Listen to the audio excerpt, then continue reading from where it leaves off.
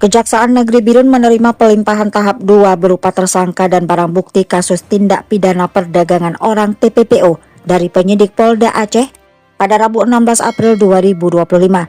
Tersangka berinisial JS dan R diserahkan bersama sejumlah barang bukti tahap 2. Kepala Seksi Intelijen Kejari Birun Wendy Yufrizal mengatakan, kasus ini bermula pada Oktober 2023 saat korban berinisial M. Arif menerima informasi lowongan kerja dari temannya Firdaus.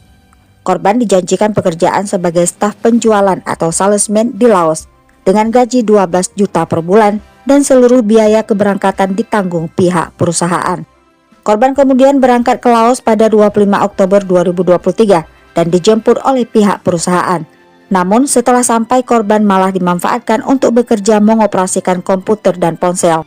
Selama 3 bulan bekerja, korban hanya menerima upah jauh di bawah yang dijanjikan, yaitu 500 yuan pada bulan pertama, 300 yuan di bulan kedua, dan 1.500 yuan di bulan ketiga. Merasa tertipu dan dieksploitasi, korban akhirnya melarikan diri ke kantor perwakilan Indonesia di Laos pada 25 Januari 2024. Barang bukti yang diserahkan bersama tersangka antara lain 1 unit ponsel Vivo warna biru, 1 unit Samsung Galaxy A05 warna hitam, serta beberapa lembar rekening koran milik tersangka.